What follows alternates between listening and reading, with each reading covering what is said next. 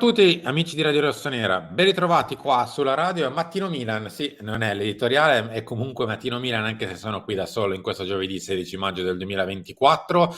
Vi daremo qualche notizia quindi in più rispetto a un editoriale dove c'è più, diciamo così, temi di opinione. Andremo a vedere come al solito un pochino di rassegna stampa, ma soprattutto parleremo sia dell'allenatore che di Zirkzee e chiuderemo con Francesco Camarda perché c'è sicuramente qualcosa da dire sul mini bomber, chiamiamolo così, della nostra primavera. Prima di tutto, oggi faccio anche le veci di Enrico Boiani, cioè vi chiedo pure i like, grazie a tutti quelli che in questo momento magari stanno cliccando sul pollicione, a prescindere, sulla fiducia, quindi grazie a tutti e soprattutto ai nuovi iscritti che anche nel scorso weekend, largo circa, sono negli ultimi 2 o 3 giorni, sono stati veramente tanti, quasi un poco meno di 1 migliaio soltanto negli ultimi giorni, quindi grazie davvero a tutti per le nuove sottoscrizioni al canale. Detto ciò, carissimi, io partirei da facciamo Zirkzee oggi, passiamo un po' di mercato prima. Questo è il Corriere dello Sport di quest'oggi. Allora, è una notizia che magari avete chi si ricorda e chi soprattutto era qua con noi qualche tempo fa o semplicemente magari non se l'è perso, aveva dato Matteo Moretto qui da noi, tra l'altro in un talk di ormai qualche mese fa. Lo potete ritrovare sia sul canale tramite le live nei talk, sia nella clip. Quindi se cercate sul canale Moretto Zirkzee lo trovate sicuramente. È una notizia per la quale, insomma, la clausola di Zirkzee sarebbe valida per tutti a 40. Quindi non soltanto per poche squadre, non soltanto, che so, per il Bayern di Monaco che era il suo vecchio proprietario, ma per tutti. In cambio di questo, cioè dell'estensione della clausola 40, come scrive il Corriere dello Sport, verso tutte le squadre, senza con ogni probabilità, quasi sicuramente a questo punto bisognerà andare a trattare con la gente per quanto riguarda il resto del cucuzzaro, cioè commissioni e quant'altro. Su Zirkzee, insomma, il Milan, l'abbiamo già detto più di una volta, il Milan c'è, il Milan piace come giocatore, poi è ovvio che se fosse così la cifra, devo mettere ancora un 6 davanti, adesso vi dico anche il perché. Se fosse così la cifra, è ovvio che a fronte della qualità del giocatore è una cifra molto golosa. È ovvio, non si tratta di un investimento da 15-20, ancora quello no.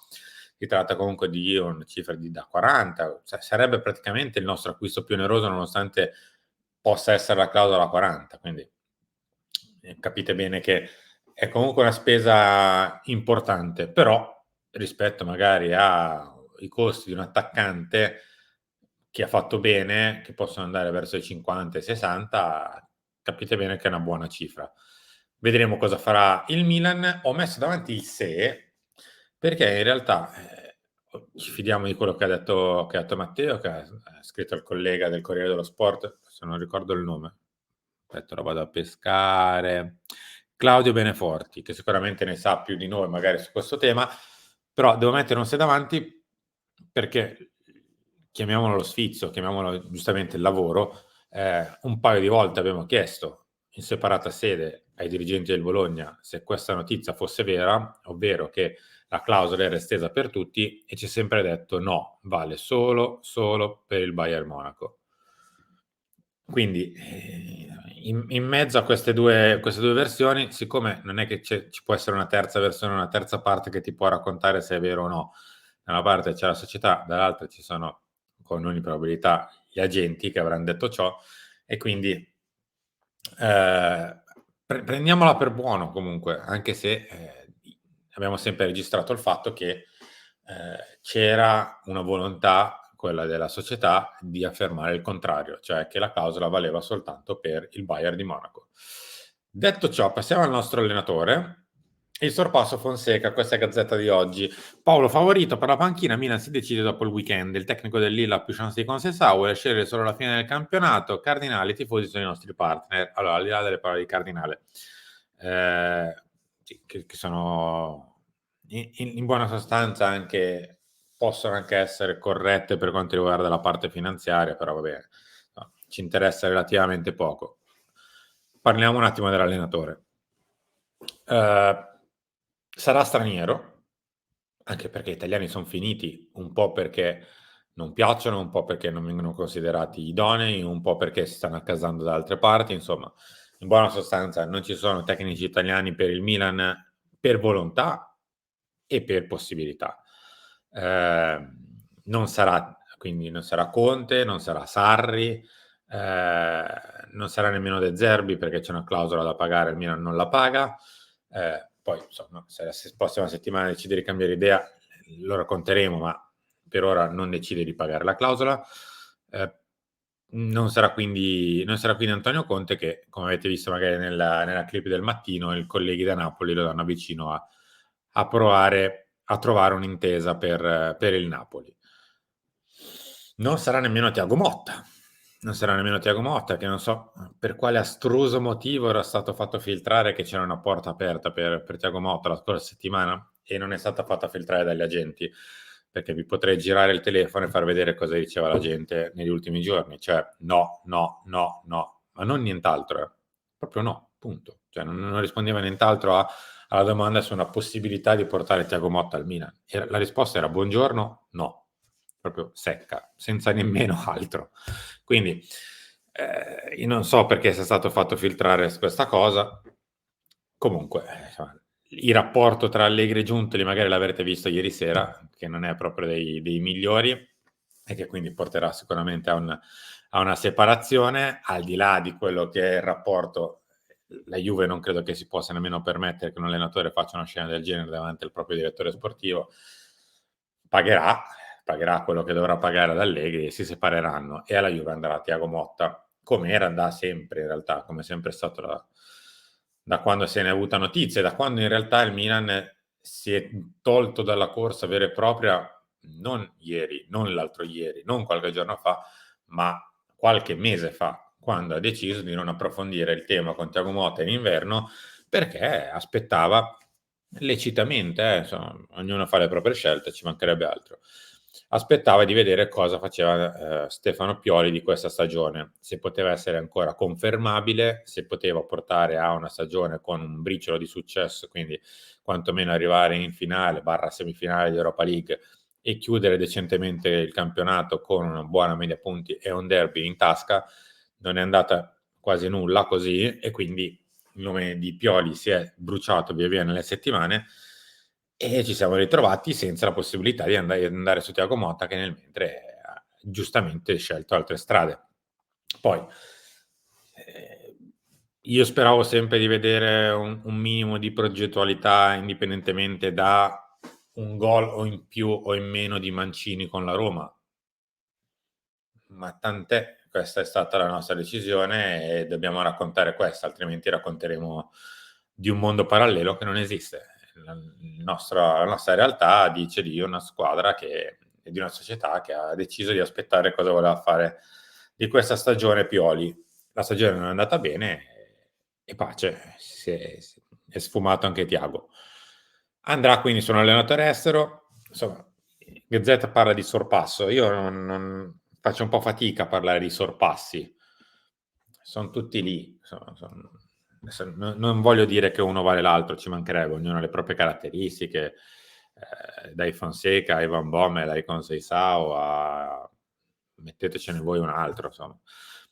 Sono comunque allenatori non di primissima fascia, non sono allenatori top, sono allenatori di alcuni di buon livello, alcuni che hanno già dimostrato qualcosa comunque, tipo Conceição, che non è proprio Guardiola, ma sicuramente non è nemmeno l'ultimo degli scappati di casa, ha fatto anni al Porto, anni di Champions anche al Porto, quindi è comunque forse l'opzione con più carriera alle spalle. Poi ci sono i vari Fonseca che, per quanto mi riguarda, non vi dico che vale Lopetegui, però ha un percorso di carriera un po' simile, cioè è un allenatore che allena già da 10 anni abbondanti, forse anche 15 credo, ma al di là degli anni di carriera ha già dimostrato quelli che sono i suoi pregi e difetti, più o meno sai cosa ti vai a comprare, tra virgolette.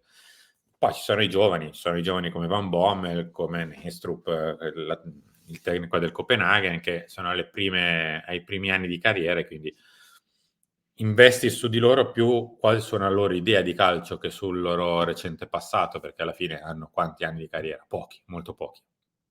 Però questo dovrebbe essere da questi nomi uscirà il nostro allenatore, poi magari uscirà un nome X completamente a caso, ma sempre di questa categoria si tratta, cioè il Milan non andrà a pescare dai Klopp, dai Tuchel o dai Luis Enrique, che ne so. Ho fatto dei nomi a caso, giusto per dire allenatori che allenano le squadre top che sono arrivate, che so, in semifinale di Champions, eccetera. Non andrà a pescare da lì. Nel caso, se non sarà un nome già uscito, sarà un nome comunque molto simile a quelli che sono usciti, quindi si scapperà poco, diciamo, da questa categoria. Chiudiamo con Camarda. Incontro ok, Camarda più vicino al rinnovo. C'è un accordo di massima col Milan da definire nei dettagli il progetto di farlo giocare nella nuova Under 23 di Bonera. Accolgo, perché l'incontro c'è stato, sì. Accolgo con favore questo, perché in realtà eravamo reduci da un paio di mesi difficili. Poi, ragazzi, potete crederci e non crederci, pensare che siano narrazioni per fare click, però in realtà le storie tese c'erano, in parte ci sono ancora, sia con la gente che in generale col nostro settore giovanile. Spero di vedere questo ragazzo con la nostra maglia dal 1 luglio, quindi con la possibilità di firmare il contratto da professionista e di aggregarsi quindi all'Under 23 di Bonera. Le basi ci sono, le volontà ci sono. I rapporti spero possano essere un pochino più in discesa rispetto al recente passato, dove c'è stato più di un attrito tra qualche nostro dirigente e la gente, e speriamo che possa andare a nozze la cosa, anche perché credo che il Milan non si possa assolutamente permettere di perdere a zero un potenziale giocatore di questo livello, perché di questo stiamo parlando comunque, dobbiamo fare riferimento al fatto che è ancora un potenziale di giocatore, perché a 16 anni è per forza così. Quindi, però, siccome le caratteristiche e le qualità si intravedono e sono grosse, sono pesanti, non ci si può permettere il lusso di rischiare di non giocarsi, chiamiamola questa scommessa Camarda, cioè di pensare che possa diventare il tuo 9 per il prossimo futuro. Non puoi permetterti di non metterti al tavolo e giocare questa scommessa. Quindi il Milan fa bene a sedersi di buzzo buono, di mandare anche giù qualcosa da tutte e due le parti in realtà, devono mandare giù qualcosa e di andare alla firma con Camarda e con Simic, che è dello stesso agente. Grazie a tutti per essere rimasti qui con me, in questo caso con noi. Ci ritroviamo tra poco per Lancia alle 13, il talk delle 16 e in serata c'è Filo Rossoniero con Carlo Pellegatti. Grazie a tutti, a dopo, ciao, buona mattinata, insomma, chi più ne ha più ne metta. Ciao.